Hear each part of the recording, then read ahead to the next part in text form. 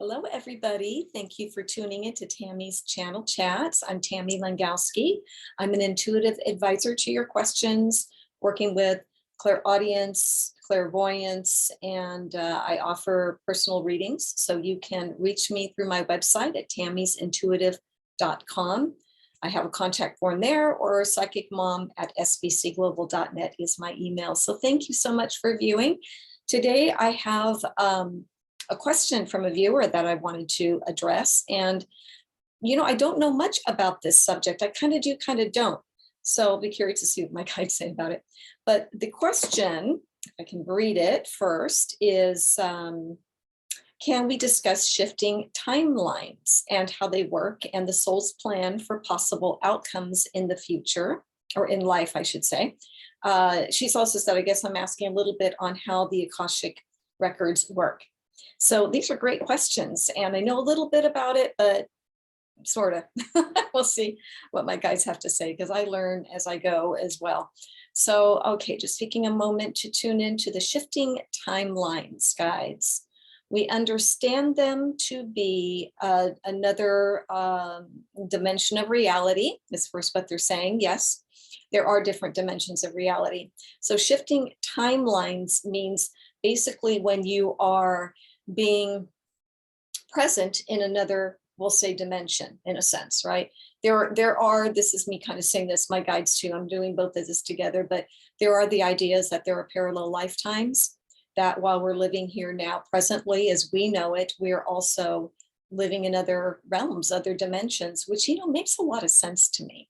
So that's why we say past lifetimes or parallel lifetimes or both. I don't know, but these are things I always think, we're going to find out more when we're eventually back home. But it's a great question. And so shifting timelines and timelines in general just means that, yes, you are able to go wherever you want and be wherever you want, experience whatever you want, not only when you are there. I like to use the word home, meaning heaven in a sense, back to home base, but also while you are living in any particular reality that you are in right now.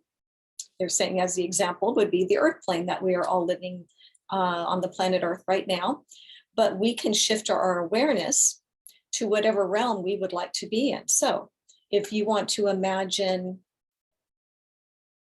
I don't know, living on another planet, they're giving me.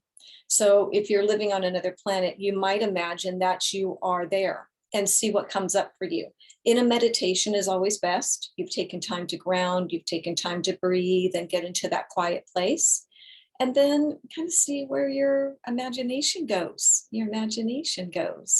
Because often those, imaginings are realities.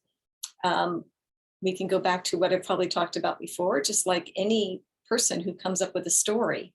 And so somebody might think, wow, they got a great imagination. Well, who says they're not in a different timeline right now, experiencing it and putting that to paper? So you can shift your awareness to something. Okay, guys, I would pose the question, is that a good thing or not a good thing to do that? They said it happens all the time. You do shift your awareness to other daydreams, so to speak, whether you are daydreaming about something that's very fiction, what we would call fiction, fantasy, or something like that, right? That isn't the reality we know. That's shifting your awareness into a different timeline. Generally, where you go in those moments are not coincidental. So it may mean that you do have that reality happening on some level, someplace at the same time that you are living now. So how they work, I hope that answers that a little bit. I think that's what they're talking about. It's really just imagining and allowing yourself to go into a place to be able to be in another existence or even a different place. It doesn't have to be even a different existence so much. It could be just another, let's say, going back in history, so to speak, right, of what we might know, or imagining what the future might be on the planet, or certainly going back and reliving a historical event or something like that. So it is about you just simply shifting your awareness. And how it works is we're the creators. We can do it really at a moment's notice. the benefits of doing that. That's what I want to ask. The benefits of shifting our awareness or our timelines to be able to see and know more of who you are. That, in other words, you're bigger than what you are right now, which you seem to see in this little box of where you live and what your day-to-day life is. That indeed you are so much bigger than that. Most of us really know that, who are kind of spiritual, forward-thinking people, or just spiritual thinking in general, might think, yeah, there's other things happening than just what we see in this current reality. At the same time, we want you to understand that where you're at is very, very important to you right now. It must be, or you would not be in this awareness. You would not be in this reality. So please do not poo-poo this and say, oh, this isn't very exciting. I could be like, thinking I'm on another planet, or going back in history, or just being somebody else or somewhere else.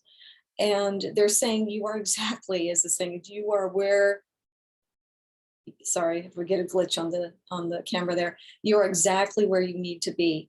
So not to worry about that. So if your awareness is at this moment of living this lifetime, then it is invaluable for you and your soul growth.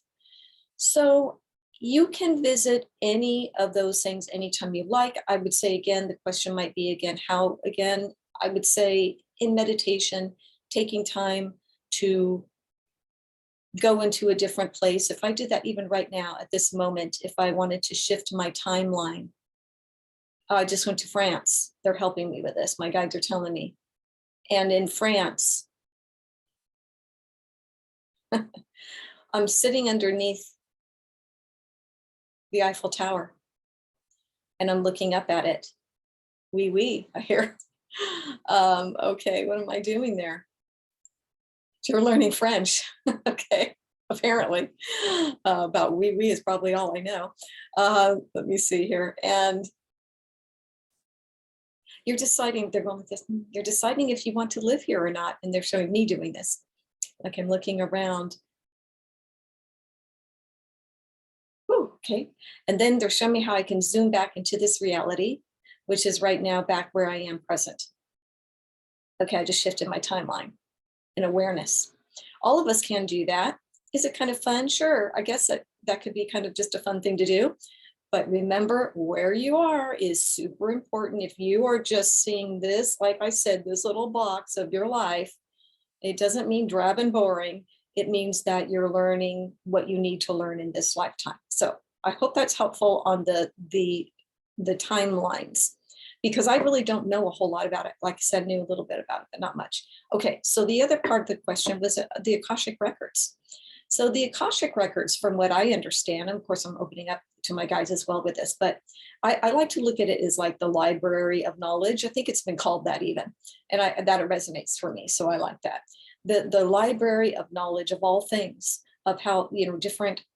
So if you take one person, it's going to be looking at and holds the records of that person's entire lifetime, not only of a soul's lifetime, but of the world's experiences, I guess is the way they're giving it to me, the world's experiences, the Akashic Records.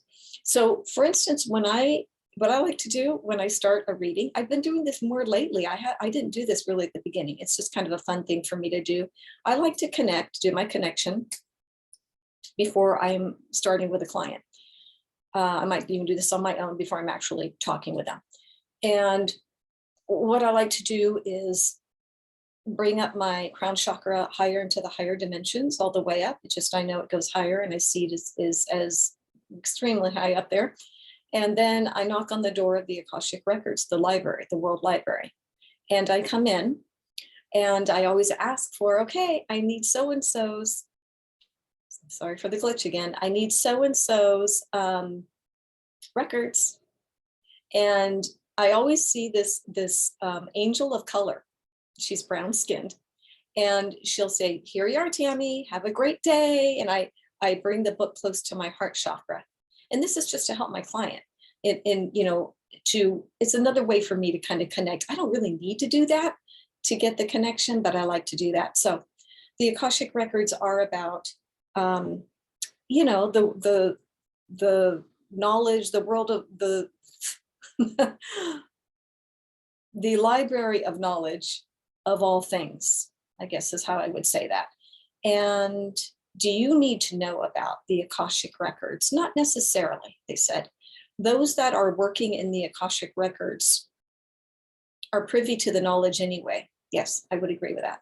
So as a clairaudient and as a light worker, in a sense, I'm privy to it. Can anybody be? I'm not trying to say I'm special because of what I do, but it just means I'm more trained in that, and I understand what it's about and the value that it might have for you as well. So I wanted just to look again at the question here.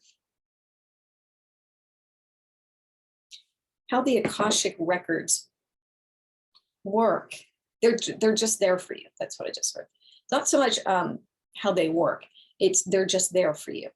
So again, the library of knowledge, you will know about them. If you don't know about them in this lifetime, certainly when you transition to the light, you will be aware of them and you will have an understanding of them. Sorry, I have a hair in my eye. So everybody becomes privy to them, whether it's in this lifetime or when you've transitioned. And, you know, imagine having the world's library at your fingertips. It's really great. You get to, I always wondered about Atlantis. Look it up. You get to read about it or hear about it, or maybe have a video or a picture of it. There will be a knowing, a sensing. Yeah, what they showed me is standing there and you have all these pictures around you, just understanding it all. Reminds me of a ride at Disneyland way back in the day, early days. It's no longer there anymore, where you kind of stood and you had the screen all around you. For those of you that are, you know, I'm 59, so around that age, you're gonna maybe remember that. But that's what they showed me, that kind of thing where you get all of that information. Not so much that you need to worry about it in this lifetime too much, but you can certainly aspire to tapping into your own Akashic Records before you're really tapping into anybody else's. Like I said, I do that for the benefit of my client when I'm going to be doing a reading. And I don't need to. I think I've always been going into the Akashic Records, but I kind of like that visual that I do with that. So that's what I'm getting. I hope that is helpful for you and that it answered some of that. Thank you so much for the question. I greatly appreciate it. And again, if you have any questions for me that you would like to send to me, I would be happy to address those in any future Tammy's channel chats. Okay, so thank you so much. Have a wonderful week, and I will see you next time. Bye-bye.